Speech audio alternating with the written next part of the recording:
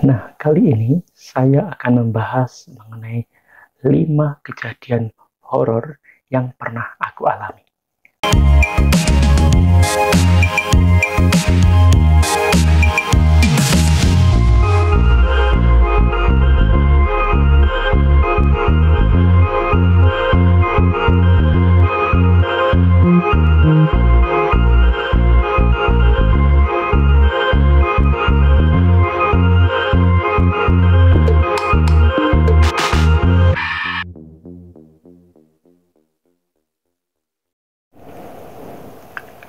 Hai kawan, senang sekali rasanya bisa kembali menjumpai Anda di Tosansu Channel.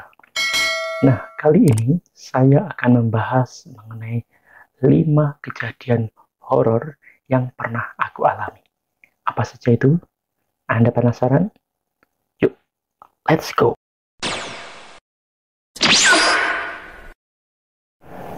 Peristiwa ini bermula ketika aku masih rawat inap di RSUD Dr.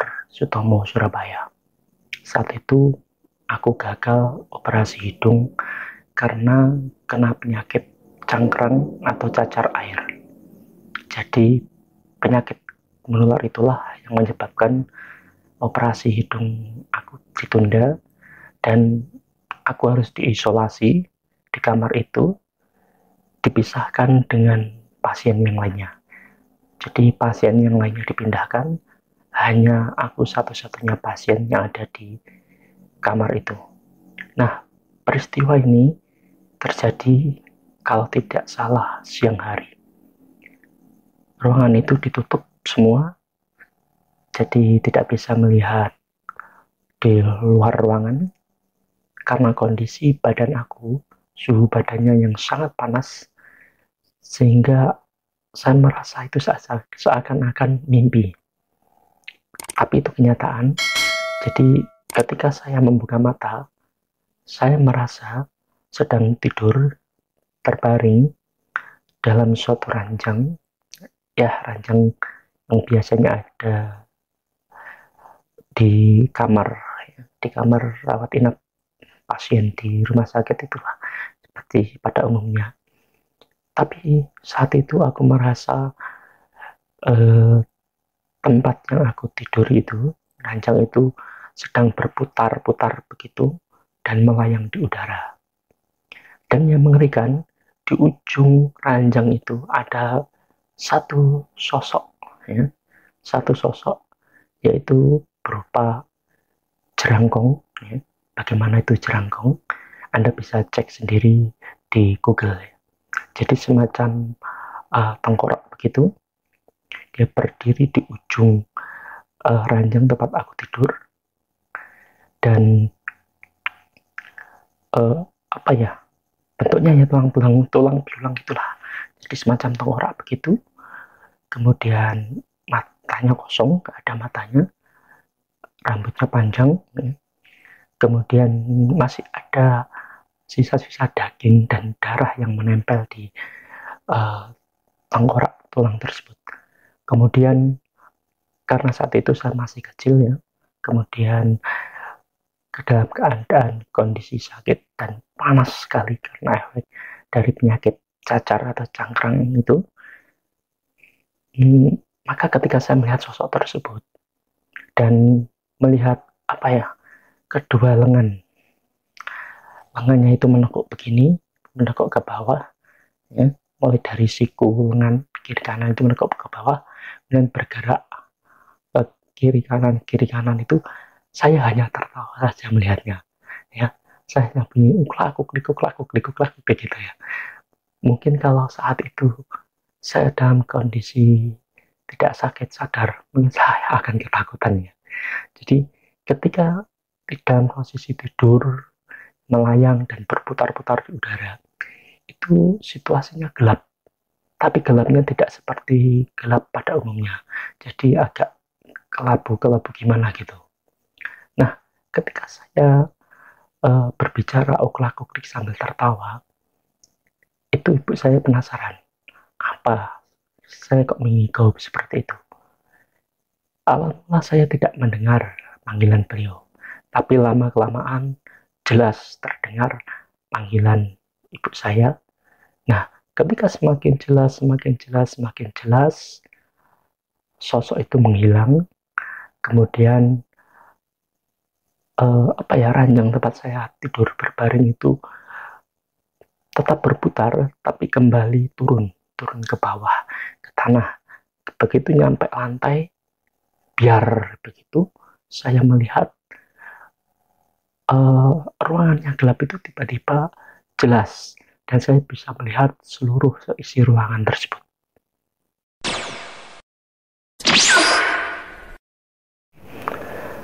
Kejadian ini terjadi saat saya masih bekerja di Surabaya, ikut saudara, dan ikut tinggal di rumah kontrakan saudara. Nah, seperti biasanya, saya itu bangun paling pagi karena diberi tugas untuk menanak nasi di Magicom ya. Saat itu saya tidak melihat jam berapa saya lupa. Jadi ketika saya bangun, saya pikir udah pagi. Kemudian saya cepat-cepat mau mandi. Jadi kamar saya itu ada di lantai atas. Ketika saya hendak mau turun, ya, turun tangga, saya melihat sekelebat bayangan dari dapur yang posisinya di sebelah barat itu masuk ke kamar mandi yang ada di sebelah timurnya. Saya pikir itu mungkin saudara yang lagi ya kebelet mau ke kamar mandi. Saya tungguin hampir lama ya, mungkin 5 menit. Dan kok tidak keluar-keluar. Saya penasaran, saya turun dari kamar di lantai atas itu. Kemudian saya tunggu di bawah lantai itu sampai keluar orangnya. Saya tunggu juga lama nggak ada yang keluar. Saya penasaran.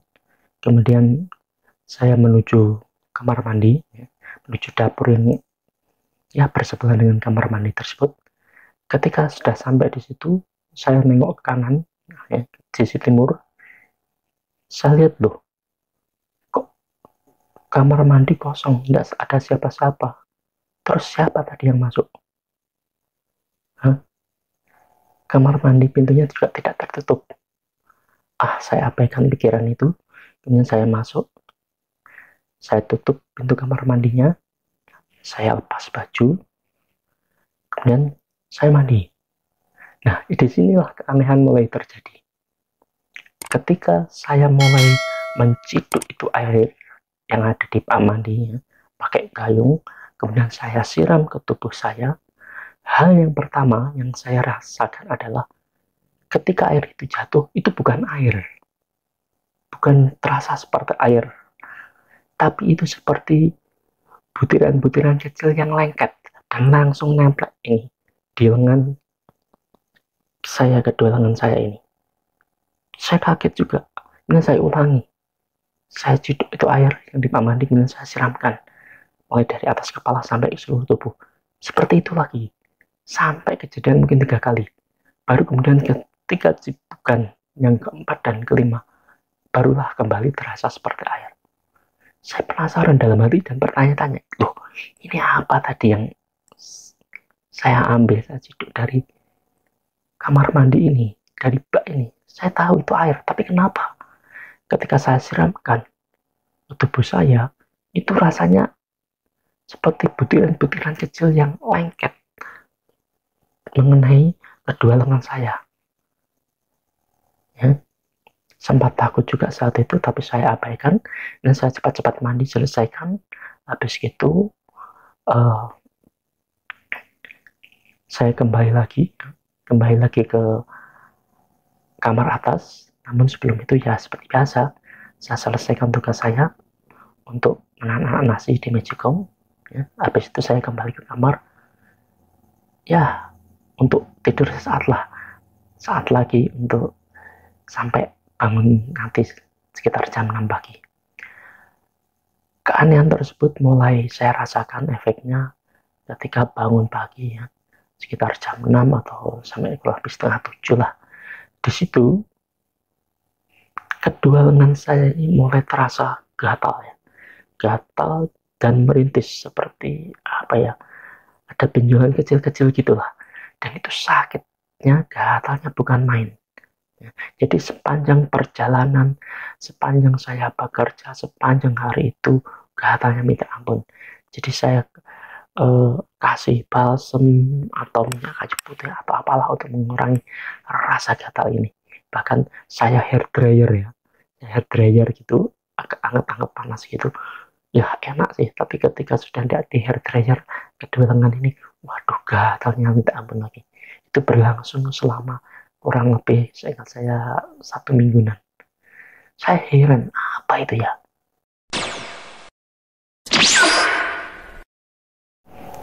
Peristiwa ini juga terjadi di Surabaya.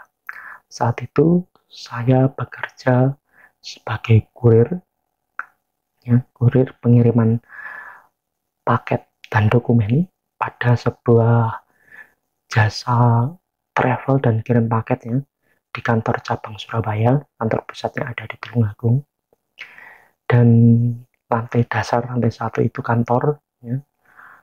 Lantai 2 itu ruang makan, dan lantai ketiga itu adalah tempat tidur atau mes bagi karyawan di situ, ya, baik untuk administrasi yang ceweknya yang sebelah timur tentunya dipisah, ya, disekat, dan yang ruangan yang paling banyak di situ tersedia ada 4 kasur, di mana salah satunya saya ada di situ, ya, ada laki-lakinya ada 4, jadi saya tidur di situ. Nah, suatu malam saya itu terbangun, tidak tahu, saya tidak melihat jam berapa. Saya terbangun karena lampu ruangannya dimatikan, ya.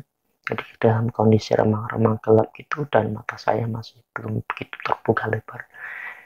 Ketika saya bangun dan melihat ke arah barat, ya, saya anggap itu adalah rekan sekerja senior saya, ya. Namanya saya lupa, ya. Saya pikir itu yang beberapa hari pulang ke Tulungagung, dan saya pikir sudah kembali. Ketika saya sapa, saya sebut namanya, tidak ada respon dari dia. Jadi saya hanya melihat dari punggungnya saja, ya, tingginya kurang lebih sama, ya, seperti yang saya katakan tadi, pria yang memakai kaos hitam begitu. Saya panggil, tidak ada respon. Dia malah berjalan menuju ke arah barat, yaitu ke pintu keluar dari ruangan lantai 3 itu, ya. Di situ kalau dia keluar memang tidak dikunci, ya, tiap hari itu pintunya memang terbuka, dan di situ menuju ke kamar mandi lantai 3 yang memang tidak digunakan, ya, rusak. Sama halnya juga dengan kamar mandi lantai 2, jadi yang digunakan itu hanya kamar mandi lantai 1. Jadi dia itu saya lihat keluar ke situ, padahal di situ kamar mandinya tidak dipakai, ya, rusak, dan di situ juga merupakan pintu darurat menuju ke tempat jemuran pakaian, ya, yang ada di bawah, ya, yang setara dengan level kamar lantai 2, dan juga pintu darurat menuju lantai 1 di dapur atau tempat cucian baju, ya, di lantai 1, dan juga kamar mandi lantai 1. Jadi itu merupakan pintu darurat ke situ.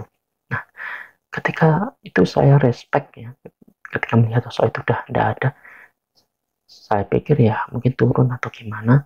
Saya panggil, dia tidak ngerespon.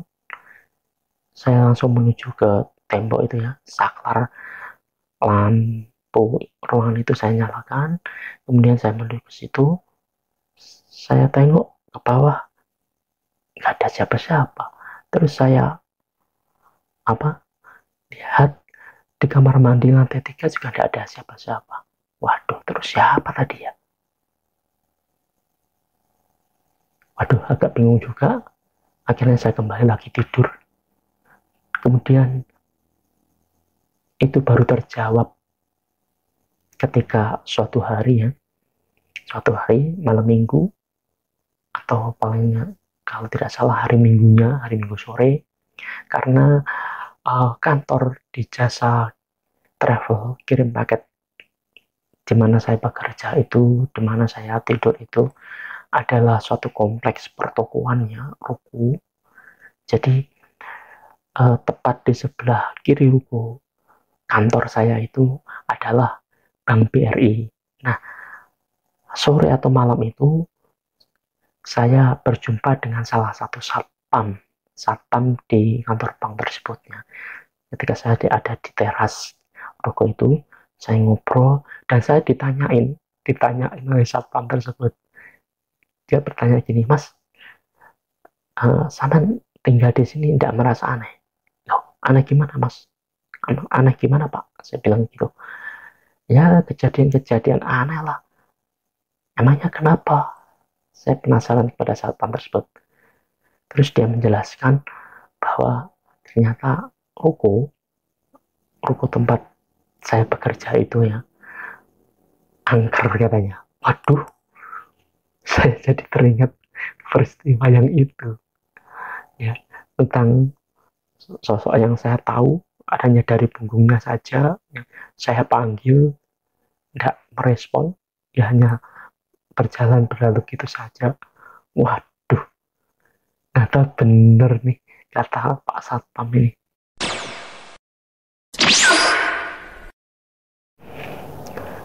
Nah, peristiwa selanjutnya yang ini terjadi ketika saya masih bekerja sebagai karyawan di sebuah kios atau toko yang menjual koran, majalah, dan tabloid. Saya bekerja di situ hampir kurang lebih 8 bulan. Suatu saat, suatu sore atau ya belum terlalu malam ya, sekitar kurang lebih jam setengah 8 malam. Ketika saya habis buang air kecil dari kamar mandi, kemudian hendak menuju ruangan depan, ya, terus melewati dapur, saya mendengar uh, di pintu dapur, satu-satunya pintu dapur yang di sebelah utara, di balik pintu itu terdengar ramai sekali anak-anak perempuan dan laki-laki ya, yang sedang bermain begitu asiknya, teriak-teriak ya, bahkan gedor-gedor pintu saya ya, berlari-lari gitu, tertawa cekikian ya. Nah, saya penasaran, kaget juga ya ketika melewati pintu itu dan mau ke depan.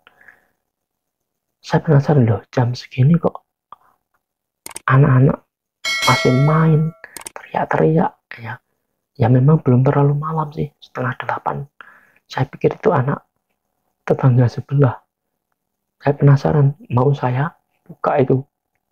Ya, ketika saya hendak mau buka itu grendel pintu dapur itu, terus saya keinget, tuh, bukannya di situ itu, di balik pintu itu adalah tanaman pisang yang besar-besar yang ditanam di situ. Tidak ada siapa-siapa. Itu bukan tempat untuk bermain, itu gelap. Terus saya ingat lagi, loh, bukannya anak tetangga sebelah kios ini itu yang besar, yang dewasa, itu anak laki-lakinya, sedangkan anak perempuannya ya memang masih anak-anak. Jadi saya yakin bukan anak tetangga sebelah, terus siapa tadi? Anak-anak yang ramai, laki-laki perempuan, teriak cekikian, lari sana sini dan menggedor-gedor pintu saya. Waduh, otomatis saya mundur beberapa langkah ke belakang. Wah, ada yang tidak beres nih. Ya, kemudian saya tidak lari, tapi saya pelan-pelan, saya ke depan, ya. Kemudian saya saut itu center yang memang disediakan oleh bos saya, tempat saya kerja itu, ya, kalau ada apa-apa. Kemudian ya dengan langkah agak cepat saya keluar kios, kemudian saya menuju sebelah sisi utara dari kios tersebut. Dari depan saya center ya, karena center itu cukup terang. Saya senteri, loh, tidak ada apa-apa, tidak ada siapa-siapa, hanya tanaman pohon pisang saja di kegelapan itu yang terlihat. Terus siapa anak kecil itu tadi?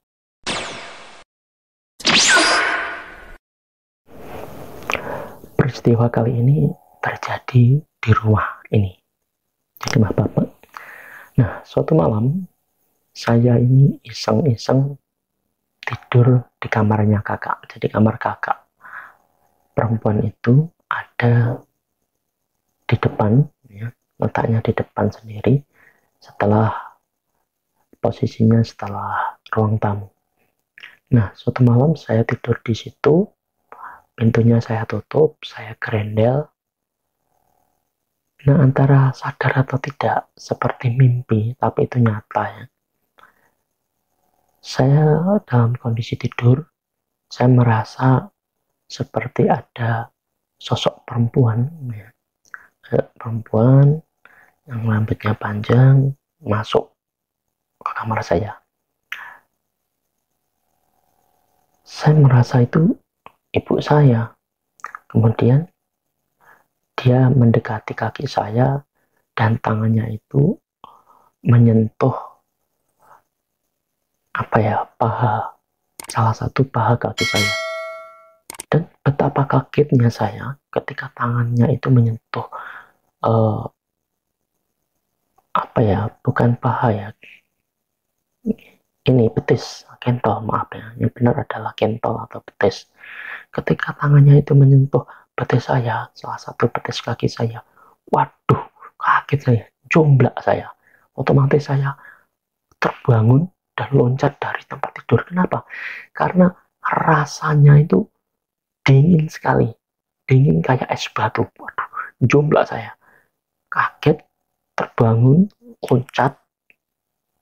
Nah, ketika sadar itu, kemudian saya lihat, loh, nggak ada siapa-siapa. Saya pikir yang membangunkan saya tadi itu ibu. Ketika saya hendak keluar, ya, membuka pintu, tambah kaget lagi. Tuh, bagaimana mungkin bisa keluar? Grendelnya masih ngancing. Ya, kalau keluar, bagaimana mungkin bisa ngancing atau grendel dari luar? Tidak bisa, tidak mungkin.